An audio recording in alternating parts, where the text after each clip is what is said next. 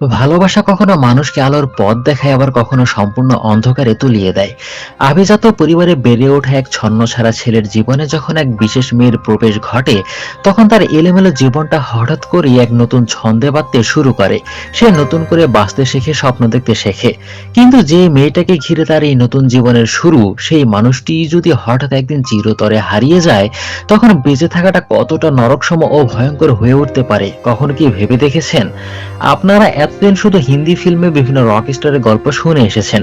আজ আপনাদেরকে আমাদের বাংলাদেশের শাকিব খানের রক স্টার মুভির গল্প বলে শোনাবো। তাই আর দেরি না করে মূল গল্পে চলে যাই। গল্পের শুরুতেই দেখতে পাই হাজার হাজার দর্শক বিখ্যাত রকস্টার আগুন আগুন বলে চিৎকার করছিল।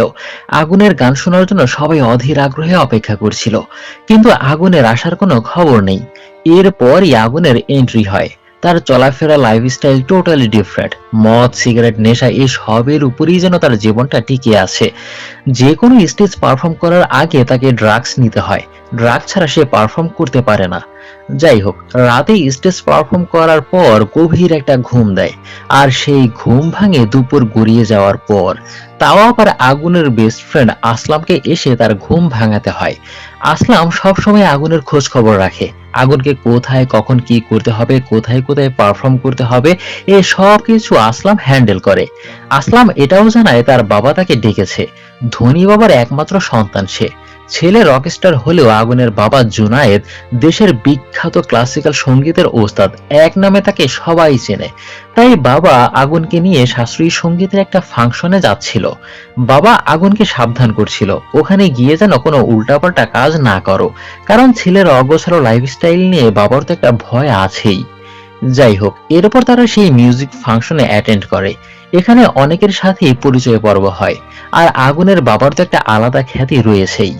এরপর সঙ্গীত শুরু হয়ে যায়। কিন্তু মিউজিক ছাড়া এ ধরনের ঘুম পাড়ানো গান শুনে আগুনের মাথা ধরে যাচ্ছিল। তাই আসলামকে নিয়ে একটু আড়ালে যায় স্মোক করতে। কিছুক্ষণ পরই সেখানে সাইরন বাজতে শুরু করে। সবাই তখন আতঙ্কিত হয়ে যায়। বাবার তো বুঝতে একটুও বাকি থাকে না, আমার ছেলে নিশ্চয়ই কোনো অঘটন ঘটিয়েছে। তাই ছেলেকে আগুন আগুন বলে ডাকতে থাকে। কিন্তু বাকি সবাই তো আর জানে না তার ছেলের নামই আগুন। সবাই ভাবে এখানে হয়তো আগুন লেগে গেছে। তাই জীবন বাঁচাতে মিউজিক ফেলে দৌড়াদৌড়ি শুরু করে দেয় সবাই। এরপর সিকিউরিটি আগুনকে নিয়ে বাবার কাছে আসে। কিন্তু তখনও আগুনের হাতে সিগারেট ছিল, যেটা বাবা দেখতে পায়। ওই মুহূর্তে আগুন কিছুটা বিব্রতকর পরিস্থিতিতে পড়ে যায়। এরপরই দেখি আগুন একটা নতুন গান লিখেছে, ভালোবাসা দিস তুই ভালোবাসা নিস। তাদের ব্যান্ডের নতুন একটা গান হবে এটা। ঠিক তখনই আসলাম একটা সুখবর দেয়, আমি এই মুহূর্তে রক কালচারাল থেকে মিটিং করে আসলাম। ওরা নেক্সট শো এর জন্য নতুন একটা ব্যান্ড খুঁজতেছে। আর আমি সেই কাজটাই করে আসলাম। আমাদের এই নতুন গানটা শোতে পারফর্ম করতে চাইলে এই সপ্তাহেই গানটা কম্পোজ করতে হবে। এরপরই সবাই গানটার জন্য মিউজিক প্র্যাকটিস করতে থাকে। আসলাম আগুনকে ইন্সপায়ার করছিল, তোর এই প্রতিভা কাজে লাগা, হারিয়ে যেতে দিস না। আর তখনই ছাগলের এক 3 নাম্বার বাচ্চা রিশাদ নামের একজন দামি কার নিয়ে আগুনের সামনে এসে ভাব নিতে থাকে। আগুনের এমন দামি কার নেই বলে একটু খোঁচা মেরে মেরেই কথা বলতে থাকে রিশাদ। আগুন গাড়িটা ড্রাইভ করতে চাইলে রিশাদ চাবি দিয়ে দেয়। এরপর আগুন গাড়ি স্টার্ট করে একদম ফুল স্পিডে গাড়ি চালাতে শুরু করে। আগুনকে অপমান করে কথা বলার জন্য আগুন ইচ্ছে করেই গাড়িটা ক্র্যাশ করায় এবং গাড়ির 12টা বাজিয়ে দেয়। রিশাদ তো ভীষণ রেগে যায়। আগুন বলে, ইচ্ছে করে করিনি, এটা হয়ে গেছে। রিশাদ বলে, তুই ইচ্ছে করে এটা করেছিস। আগুন তার 12টা বাজিয়ে দিয়ে চলে যায়। বেচারা রিশাদের কিছুই করার থাকে না, কিন্তু তার একটা ক্ষোভ থেকে যায়। পরের দৃশ্যে দেখি রক কালচারাল সেই শোতে আগুনের ব্যান্ড তাদের নতুন গানটা নিয়ে পারফর্ম করে, ভালোবাসা দিস তুই ভালোবাসা নিস। গানটা সবাই ব্যাপকভাবে এনজয় করছিল। ঠিক তখনই ওখানে থাকা একটা মেয়ের উপর আগুনের নজর পড়ে। মেয়েটি আগুনের গানে গানে নাচছিল। এরপর পারফর্ম করার শেষে আগুন চলে যাচ্ছিল, কিন্তু আবার সে পেছনে ব্যাক করে, কারণ ওই মেয়েটি সেখানে দাঁড়িয়েছিল। আগুন তাকে বলে, তোমার চোখ অনেক সুন্দর। মেয়েটি বলে, এই কথা এর আগেও অনেকেই বলেছে। তখন দর্শকদের মধ্যে ওখানে কোনো একটা বিষয় নিয়ে গন্ডগোল লেগে যায়। তাই গন্ডগোল থেকে বাঁচতে আগুন মেয়েটিকে নিয়ে দ্রুত বের হয়ে পড়ে। মেয়েটির নাম হচ্ছে মীরা। এরপর মীরাকে বাইকে উঠিয়ে আগুন তার পছন্দের একটি জায়গায় নিয়ে আসে। বাইকে আসার সময় মীরা আগুনের কিছু অসাধারণ কথা শুনে বেশ ইমপ্রেস হয়ে গিয়েছিল। এখানে বসে দুজনে বেশ কিছুক্ষণ হাসি ঠাট্টা করে। মীরা জানতে চায় আমাকে এত দূরে এখানে কেন নিয়ে এসেছো। আগুন বলে, আমি আসলে দেখতে চাচ্ছিলাম তুমি মাঝপথে নেমে যাও কিনা। এই বলে মীরার কাছে আসার চেষ্টা করে। মীরাও তাকে সায় দেয়, অর্থাৎ মীরাও তাকে পছন্দ করেছে। এরপর থেকে দুজনের মেসেজিং, দেখা করা, একসাথে ঘোরাঘুরি এসব শুরু হয়ে যায়, অর্থাৎ তাদের প্রেমের গল্প শুরু হয়। আগুন মীরাকে নিয়ে একটা প্রাকৃতিক জায়গায় যায়, যেখানে বাতাস কথা বলে, পাখিরা গান গায়, প্রকৃতির এক অপরূপ মিলন খেলা। আর এসবের মাঝ থেকে আগুন তার গানের লাইনগুলো খুঁজে পায়। এসব শুনে মীরা বলে, আমি তো ভেবেছিলাম আমি তোমার ইন্সপিরেশন। আগুন তাকে একটা কিস করে বলে, তুমি হচ্ছ আমার গান। এভাবেই দিন যেতে থাকে আর প্রেমের সম্পর্কটাও গভীর হতে থাকে। এরপর আগুন রাত করে যখন বাসায় ফিরে আসে, আগুনের মা তখন কিছুটা নেশাগ্রস্ত অবস্থায় বলে, এত রাত করে বাসায় ফেরাটা কি তোমার কাছে এখন নর্মাল মনে হয়? আগুন বলে, আর যাই কিছু হোক, এসব লেকচার তোমার মতো মায়ের মুখে মানায় না। আগুনকে দেখে বোঝাই যাচ্ছিল ছোটবেলা থেকে মায়ের প্রতি তার একটা ক্ষোভ রয়েছে, তার সাথে কখনোই সে ভালো আচরণ করে না। মা বলে, ছোটবেলায় তোমার বাবা তোমাকে ইগনোর করত, অন্তত এই কাজটা সে ভালো করত। আগুন রাগ দেখিয়ে রুমে চলে যায়। আসলে বাবা মা ছেলের মধ্যে যে পারিবারিক বন্ধনটা থাকার কথা, সেটা তাদের মধ্যে ছিল না। সবারই ছন্নছাড়া জীবন। আগুনও অবহেলায় অবহেলায় বড় হয়েছে। এ কারণেই তার জীবনের এই অবস্থা। পরিবারের এই অবস্থার পেছনে অবশ্য একটা কারণ রয়েছে, সেটা পরেই জানতে পারবো। তবে এত কিছুর পরও আগুনের জীবনে অনেক বড় অবদান রেখেছে তার বন্ধু আসলাম। আগুনের প্রতিটা স্বপ্ন পূরণে আসলাম অনেক হেল্প করেছে, আর আগুনও চায় আসলাম যেন সবসময় এভাবেই তার পাশে থাকে। এরপর বিখ্যাত মিউজিক কোম্পানি ডিএক্সকে এর সিইও রবিন আসলামের সাথে মিট করে। তারা চায় তাদের কোম্পানি থেকে এবার আগুনের গান লঞ্চ করতে। এজন্য আলোচনা সাপেক্ষে আগুনের সাথে কন্ট্রাক্টও করে ফেলে তারা। তাই কোম্পানির সাথে সাইনিং ডে এর প্রথম দিন রবিন একটা পার্টির আয়োজন করে। আগুন সেদিন মীরাকেও সাথে নিয়ে আসে। এরপর রবিন সবাইকে আগুনের সাথে পরিচয় করিয়ে দেয়। আগুনও তাদের বিশাল আয়োজন দেখে ইমপ্রেসড হয়ে যায়। মীরা বলে, আমি একটু ওয়াশরুম থেকে আসছি। এর কিছুক্ষণ পরই মীরা একটু ভীতসিত হয়ে মন খারাপ করে আগুনের কাছে আসে এবং এখান থেকে এখনই চলে যেতে চায়। আগুন বুঝতে পারে নিশ্চয়ই কিছু একটা হয়েছে। আসলে ওয়াশরুমে যাওয়ার পর সেই রিশাদ মীরার সাথে মিসবিহেভ করেছে, খারাপ ইঙ্গিত দিয়েছে, কারণ আগুনের সাথে তার পূর্বের সেই শত্রুতার জন্য। আগুনের মাথা গরম হয়ে যায়, সঙ্গে সঙ্গে রিশাদকে মারধর করে তাকে একদম জন্মের শিক্ষা দিয়ে দেয়। এরপর সে মীরাকে নিরাপদে বাসায় পৌঁছে দেয়। এর বেশ কিছুদিন পর আগুনের ব্যান্ড নতুন একটা অ্যালবাম রিলিজ করে, আমাকে উড়িয়ে দাও এই গানটা। আর সেটা ব্যাপক জনপ্রিয়তা পায়। আগুন রাতারাতি ফেমাস হয়ে যায়, সে এখন অনেক বড় স্টার হয়ে উঠেছে। তাই সাংবাদিকরা তার একটা সাক্ষাৎকার নেয়। আগুন নিজ যোগ্যতায় এতদূর আসার পরও সাংবাদিকরা প্রশ্ন ছুড়তে থাকে তার এই সফলতার পেছনে বাবা মায়ের হাত রয়েছে, কারণ তার বাবা ক্লাসিক্যাল মিউজিক জগতের ওস্তাদ, অন্যদিকে তার মাও একজন আর্টিস্ট ছিলেন। আর বাবা মায়ের কাছ থেকে আগুন শিল্পী সত্তা পেয়েছে। কিন্তু আগুন এই ধরনের প্রশ্ন একেবারেই সহ্য করতে পারছিল না। নিজে এত দূর কষ্ট করে আসার পরও যেন তার দাম নেই, সবাই বাবা মায়ের ক্রেডিটটাই বড় করে দেখছে। এরপর আগুনের মাও যে মদ্যপান করে, মাঝে মধ্যে তার পরিবার নিয়ে নানা রকম ঝগড়া, অনৈতিক কার্যকলাপের কথাও শুনতে পাওয়া যায়। এসব নিয়ে সাংবাদিক প্রশ্ন তুলে। তখন আগুন আর সহ্য করতে পারে না, রেগে গিয়ে সেখান থেকে উঠে চলে যায়। আগুনের মাথা গরম হয়ে গেছে। তাকে শান্ত করতে আগুন আসলামকে বলে মীরাকে ফোন করে এখানে আসার জন্য। বাবা মায়ের কার্যকলাপের জন্য আগুনকে অপমানিত হতে হচ্ছে, এটা সে নিতে পারছিল না। বাবা মায়ের অপরাধের শাস্তি সে কেন নেবে? তাই আগুনকে শান্ত করতে রবিন তাকে ড্রাগস দেয়। আগুন নেশা করে তো একদম মেয়েবাজিতে মেতে ওঠে। ঠিক তখনই সেখানে মীরা চলে আসে। নিজের চোখে যখন বয়ফ্রেন্ডকে এই অবস্থায় দেখতে পায়, সেটা নিশ্চয়ই কোনো মেয়ে মেনে নেবে না। মীরা সহ্য করতে না পেরে চলে যাচ্ছিল। আগুন নেশার ঘোরে তার রাগ ভাঙানোর চেষ্টা করে, কিন্তু আগুনের এরকম লাইফস্টাইল মীরার একদম পছন্দ না। তাদের সম্পর্কের কথা মীরার পরিবার জেনে গেছে, তাই ফ্যামিলিতে অনেক সমস্যা হচ্ছে। আগুন তার লাইফ চেঞ্জ না করলে মীরা তার সাথে সম্পর্ক টিকিয়ে রাখতে পারবে না। মীরা তার এই নোংরা জীবন নিয়ে প্রশ্ন তুলে। তখন আগুন ভীষণ রেগে যায়। আগুন কিভাবে থাকবে, কি করবে, এসব মীরার কাছে শুনতে চায় না সে। তার যা ইচ্ছা তাই করবে। আগুন রাগারাগি করে মীরাকে অপমান করে দূর দূর করে তাড়িয়ে দেয়। মীরা শুধু বলে, আমি শেষবারের মতো শুধু আমাদের সম্পর্কটা বাঁচাতেই এখানে এসেছিলাম, কিন্তু তুমি জাস্ট দেখাই দিলা তোমাকে বাঁচানোর মতো আর কিচ্ছু নাই। আগুন আরো রেগে যায় এবং তাকে তাড়িয়ে দেয়। মীরা অনেক কষ্ট পেয়ে সেখান থেকে চলে যায়। পরের দৃশ্যে দেখি আগুনকে তার বন্ধু আসলাম ও বাবা জুনায়েদ কোর্টে নিয়ে যাচ্ছে, কারণ এর আগের এক পার্টিতে আগুন যে রিশাদকে মারধর করেছিল সেটার ভিডিও সোশ্যাল মিডিয়াতে হঠাৎ ভাইরাল হয়ে যাওয়াতে তুমুল সমালোচনা হচ্ছে, আর রিশাদ তার বিরুদ্ধে কেস ফাইল করেছে, সেজন্যই কোর্টে যাওয়া লাগছে। আসলাম ও বাবা জুনায়েদ শুধু তাকে বলে, তুই একদম চুপচাপ থাকবি, তোর একটা কথাও বলতে হবে না, বাকি সবকিছু আমরা সামলে নেব, তোর কিচ্ছু করতে হবে না। এরপর আগুনকে কোর্টে উঠতে হয়। তার বিরুদ্ধে আনা অভিযোগগুলো পর্যালোচনা করে দেখে তেমন কোনো সত্যতা আইনগত ভিত্তি নেই, এজন্য জজ তাকে এই মামলা থেকে মুক্তি করে দেয়। রিশাদ মামলায় হেরে রেগে যায়, কিন্তু শেষ মুহূর্তে এসে আগুন বন্ধু ও বাবার দিকে তাকিয়ে খুশিতে হাত উপরের দিকে উঠায়, আর তখনই জ্যাকেটের ভেতর থেকে ড্রাগসের প্যাকেটটা বের হয়ে আসে, যেটা আদালতে থাকা সবাই দেখে হতবাক হয়ে যায়। রিশাদ তখন মহা খুশি। বেঁচে গিয়েও আগুনের সামান্য একটা ভুলের কারণে তার শেষ রক্ষা হলো না। হিরোইন মামলায় তাকে জেলে যেতে হয়, এজন্য বেশ কিছুদিন তাকে কারাভোগ করতে হয়। নেশা করতে না পেরে শরীরে খিঁচুনি উঠে যায়। বেশ কিছুদিন কারাভোগ করার পর এরপর একদিন জামিনে আগুন জেল থেকে ছাড়া পায়। আসলাম এসে তাকে নিয়ে যায়।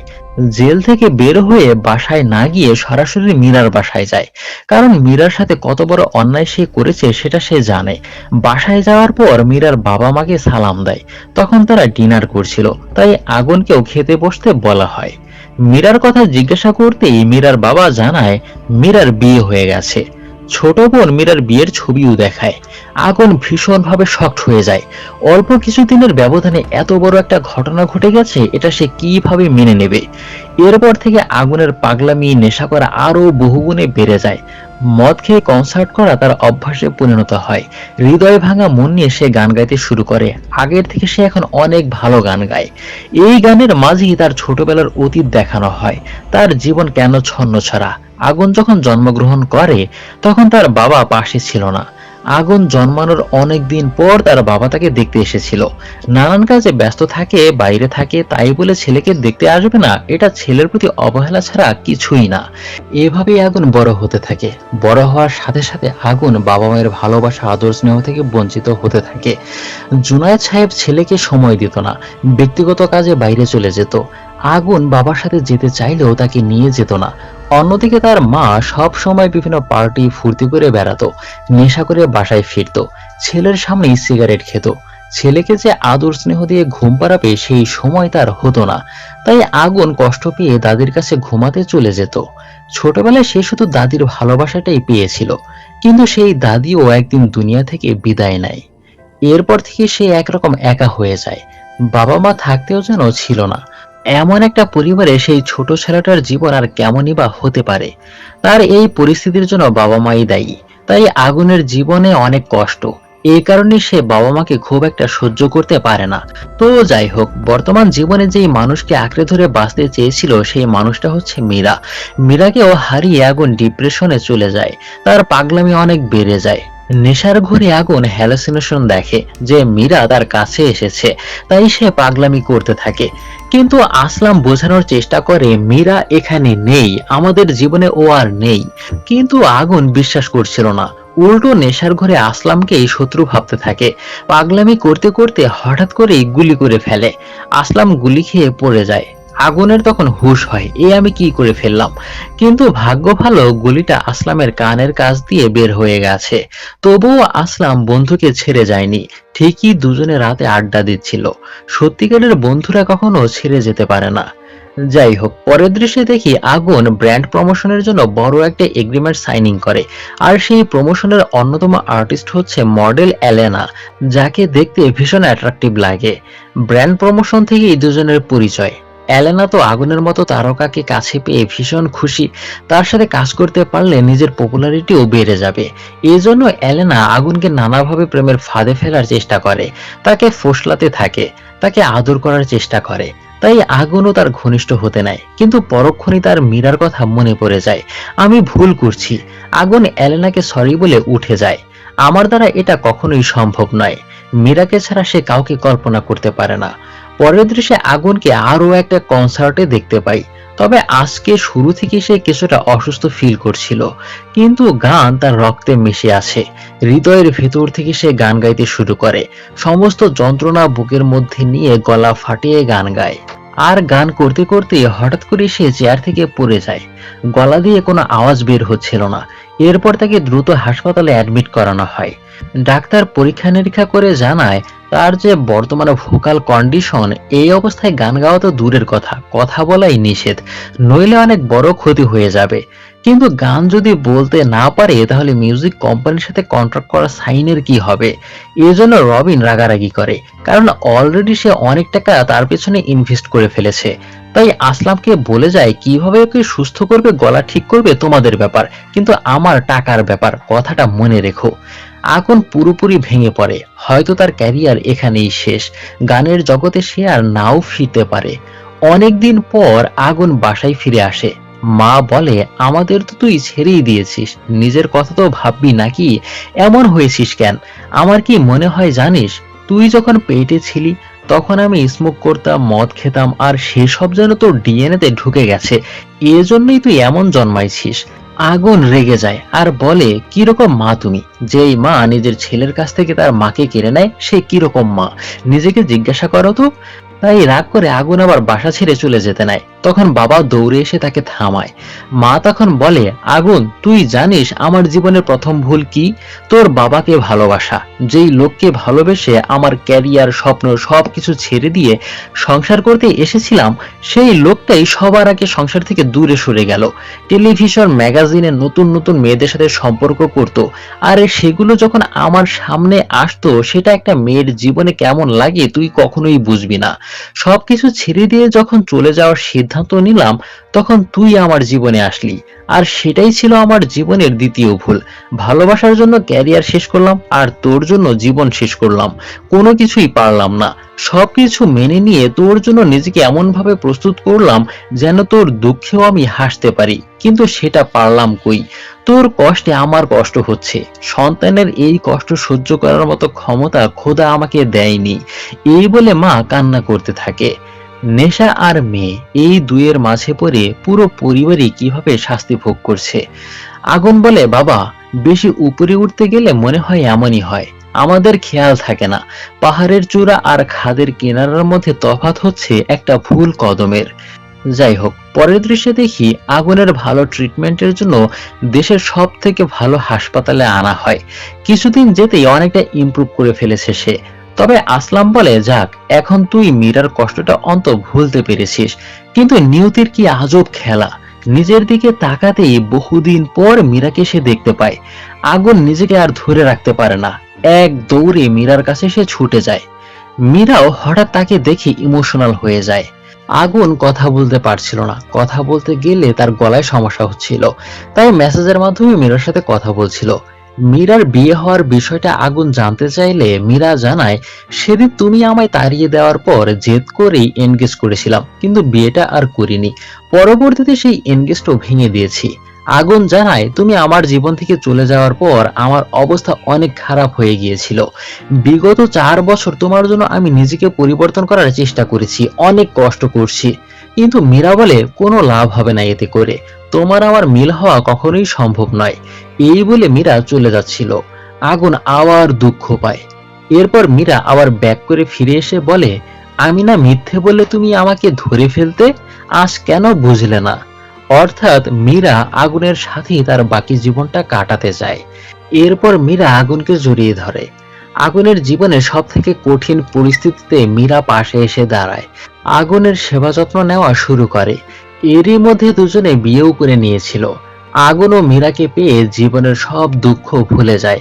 আগুন তার জীবনের হয়তো সেরা মুহূর্তগুলো কাটাচ্ছিল। আস্তে আস্তে আগুন সুস্থ হয়ে ওঠে। আগুন এখন আর কোনো ধরনের নেশা করে না। সে সুস্থ স্বাভাবিকভাবে বাঁচতে চায়। মীরা এসে তার জীবনটাকে নতুন করে গুছিয়ে দেয়। একদিন মীরা জিজ্ঞাসা করে, আচ্ছা তোমার এত স্টারডম, ফ্যান্স, কনসার্ট এসবের মাঝে যদি আমায় তুমি ভুলে যাও? আগুন বলে, কখনো শুনেছো মানুষ নিঃশ্বাস নিতে ভুলে যায়? মীরা হচ্ছে তার জীবনের শ্বাস প্রশ্বাস। আগুন বলে, তোমাকে পেয়ে আমি নিজেকে খুঁজে পেয়েছি, তোমার আমার মাঝে কাউকেই আসতে দেব না। মীরা বলে, কিন্তু অলরেডি যে আমাদের মাঝে একজন এসে গেছে। আগুন খুশি হয়ে বলে, সত্যি? মীরা প্রেগনেন্ট, তারা বাবা মা হতে চলেছে। তাই আগুন ভীষণ খুশি হয়। এর কিছুদিন পর আগুন বিদেশি এক গায়কের সাথে কোলাব করার অফার পায়। এজন্য সেই গায়কের অফিসে আগুন আসে। কিন্তু সেদিনই মীরাকে নিয়ে হাসপাতালে যাওয়ার কথা ছিল চেক আপ করানোর জন্য, কারণ মীরা প্রেগনেন্ট। আগুন যেতে না পারায় সরি বলে এবং বলে, নেক্সট টাইম ঠিকই তোমার সাথে যাব আমি। মীরা বলে, আচ্ছা ঠিক আছে, ফোনটা রাখি, এবার হাসপাতালের ভেতর ঢুকলাম আমি। তখন সেই বিদেশি গায়কটা আসে, যিনি আগুনের সাথে কোলাপ করতে চায়। আর এই বিষয়েই দুজনে কথা বলছিল। ঠিক তখনই টিভিতে ব্রেকিং নিউজ হয়, মীরা যেই হাসপাতালে চেক আপ করার জন্য গিয়েছে, সেই হাসপাতালে একটা বিমান এসে ক্র্যাশ করেছে। অনেক হতাহত নিহত হয়েছে।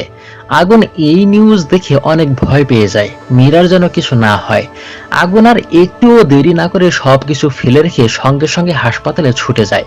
সেখানে শুধু মানুষের আহাজারি আর কান্না দেখতে পাচ্ছিল। কত মানুষ পুড়ে গেছে হিসেব নেই। শত শত মানুষের ভিড়ে আগুন পাগলের মতো মীরাকে খুঁজছিল। মীরা কোথায়? মীরার যদি কিছু হয়ে যায় তাহলে আগুনের জীবনটাও তছনছ হয়ে যাবে। এরই মধ্যে হঠাৎ একটা লাশ তার সামনে দিয়ে যাচ্ছিল। সেটা আর কেউ নয়, সেই মানুষটা হচ্ছে মীরা। এক মুহূর্তের মধ্যেই আগুনের জীবন যেন থমকে যায়। মীরার এই দৃশ্য দেখার জন্য সে মোটেও প্রস্তুত ছিল না। যেই মুহূর্তে আগুনের জীবন একটু একটু করে ভালো হতে যাচ্ছিল, জীবনটাকে গোছাচ্ছিল, সুখের প্রদীপ জ্বলতে শুরু করেছিল, ঠিক সেই মুহূর্তেই হঠাৎ এক ঝোড়ো হাওয়ায় যেন প্রদীপটা নিভে গেল। এই কষ্ট সে কি করে বয়ে বেড়াবে? তার জীবনের সমস্ত আশার আলো যেন এক নিমেষেই নিভে গেল। যাকে আঁকড়ে ধরে বাঁচতে চেয়েছিল সেই মানুষটাই তাকে একা রেখে চলে গেল। আগুন এখন কি নিয়ে বাঁচবে? তাই আগুন আবারও সেই নোংরা জীবনে ফিরে যায়। সবকিছু সে জ্বালিয়ে পুড়িয়ে দেয়। তার বাকি জীবনটা হয়তো আগুনের মতো করে দাউ দাউ করেই জ্বলবে। ভাগ্যের নির্মম পরিহাসের কাছে সে হেরে গেছে। আর মুভিটা এখানেই শেষ হয়ে যায়। মুভিটা মুক্তি পাওয়ার পর থেকে অনেক আলোচিত সমালোচিত হয়েছে। সেই দিক থেকে শুধুমাত্র আমার ব্যক্তিগত মতামতটা জানাবো। শাকিব খানের এই মুভিটা তার ক্যারিয়ারের অন্যতম একটা সেরা ছবি হতে পারত, যদি গল্পটা আর একটু ভালোভাবে উপস্থাপন করতে পারত। গল্পটা বাদে সবকিছুই একদম পারফেক্ট ছিল। মুভির screen play, cinematography, colour grading সবকিছু অনেক ভালো ছিল। শুধু গল্পটাই পারফেক্ট ছিল না, তবে একদম খারাপও না। তো সবকিছু মিলে আপনাদের কেমন লাগলো শাকিব খানের এই মুভির গল্পটা অবশ্যই কমেন্ট বক্সে জানিয়ে যাবেন। সবাইকে ধন্যবাদ।